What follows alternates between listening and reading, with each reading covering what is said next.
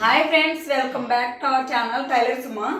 ఈరోజు వీడియో ఏంటంటే, ఈ డ్రెస్ ఉంది కదా, ఇది వచ్చేసి నేను కొత్త డ్రెస్ అండి తీసుకున్నాను. వేసుకున్న రోజే చినిగిందనమాట. ఆ చినిగిన డ్రెస్ని మనం టైలర్ దగ్గర అంటే మిషన్ దగ్గర కుట్టుకోకుండా, మిషన్తో పని లేకుండా ఎలా కవర్ చేసుకోవాలి అనేది నేను ఈ వీడియోలో చూపిస్తాను. చూడండి, అంతే కనిపించట్లేదని పిన్నిస్ పెట్టానులే. ఇదన్నమాట. చూడండి, ఇలా కనిపిస్తుందా? హోల్ కనిపిస్తుంది. ఎలా క్లియర్ చేసుకోవాలి అనేది నేను వీడియోలో చూపిస్తాను, చూసేయండి. దీన్ని రఫ్ లాగామంటే కొంచెం గజిబిజిగా ఉండిద్ది. అందుకని చెప్పేసి నేనైతే ఒక టిప్ అయితే చెప్తాను. చాలా యూస్ఫుల్ అనమాట, ఎవరికైనా ఉపయోగపడుతుంది. ఇది ఒక టేప్ అనమాట, కనిపిస్తుంది. ఈ టేప్ వచ్చేసి 40 రూపాయలు అమ్ముకోవచ్చు. దీంతో ఇది అసలు కనిపించకుండా ఎలా చేస్తాననేది చూపిస్తాను, చూసేయండి అబ్బా. ఫస్ట్ టైం చూసే మాడితే మన ఛానల్ని సబ్స్క్రైబ్ చేసుకోండి, అలాగే వీడియోకి చిన్న లైక్ అయితే ఇవ్వండి, ఓకేనా. చినిగిపోయిన డ్రెస్ని అంటే మనం ఆటో కానీ ఏదైనా ఎక్కినప్పుడు కొంచెం నట్టు అయితే తగులుకొని చినుగుతాయి కదా, అలాంటి వాటిని ఎలా కవర్ చేసుకోవాలనేది క్లియర్గా చూపిస్తాను, చూసేయండి.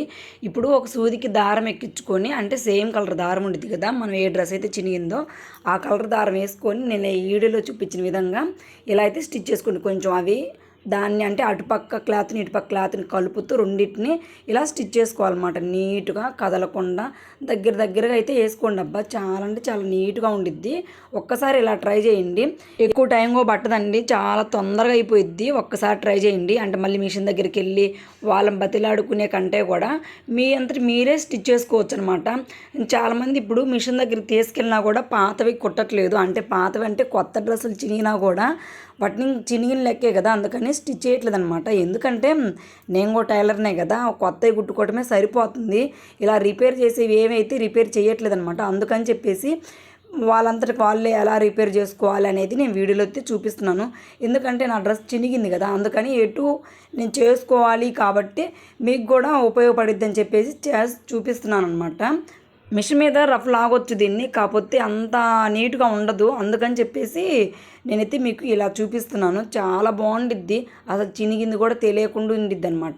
ఇలా మొత్తం అంటే చివరి వరకు మనం ఎంతైతే చినిగిందో ఆ మొత్తం కూడా ఇలా చిన్నగా అయితే స్టిచ్ చేసుకోండి. చాలా నీట్గా అంటే కొంచెం నిదానంగా అయినా స్టిచ్ చేసుకోండి అబ్బా.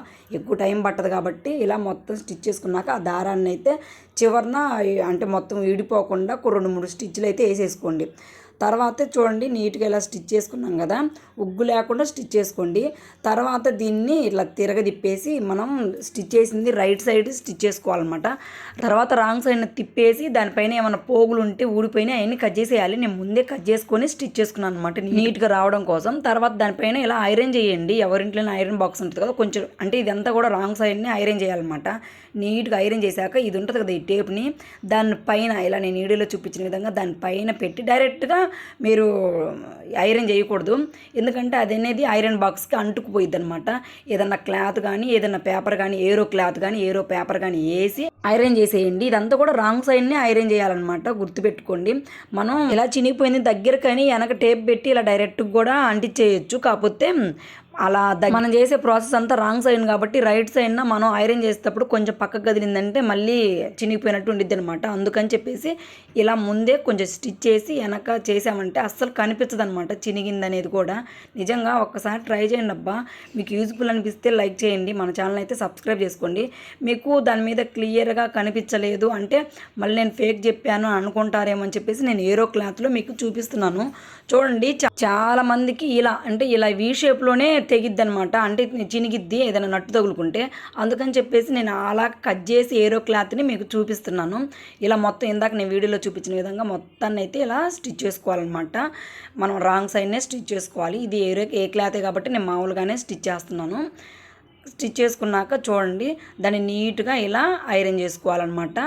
తర్వాత దానిపైన ఈ టేప్ని అటు సైడు ఇటు సైడు 2 పక్కల అంటే మనం పెట్టాలి. అంటే అటుపక్క నుంచి ఇటుపక్క నుంచి ఎప్పుడు ఏసైనా ఇట్లా వీ షేప్లోనే తెగిద్ది. చాలామందికి నా దగ్గర తీసుకొస్తారు కదా రఫ్ లాగమని, నేను చూస్తుంటాను కాబట్టి మీకు చెప్తున్నాను అనమాట. ఇలా పెట్టేసి దానిపైన ఏరో క్లాత్ కానీ పేపర్ కానీ పెట్టి ఐరన్ కానీ చేస్తే నిజంగా అతుక్కపోయిద్ది, అసలు ఉతికినా కూడా పోదండి. ఒక్కసారి ట్రై చేయండి, మీకు యూజ్ఫుల్ అనిపిస్తే లైక్ చేయండి, ఓకేనా. ఈ టేపు టైలరింగ్ షాపుల్లో ఈజీగా దొరికిద్ది. ఒక్కసారి ట్రై చేయండి అబ్బా. చినిగింది కూడా కనిపించకుండా చాలా పర్ఫెక్ట్గా ఉంది. ఒక్కసారి ట్రై చేయండి. వీడియో నచ్చితే లైక్ చేయండి. ఓకేనా, బాయ్.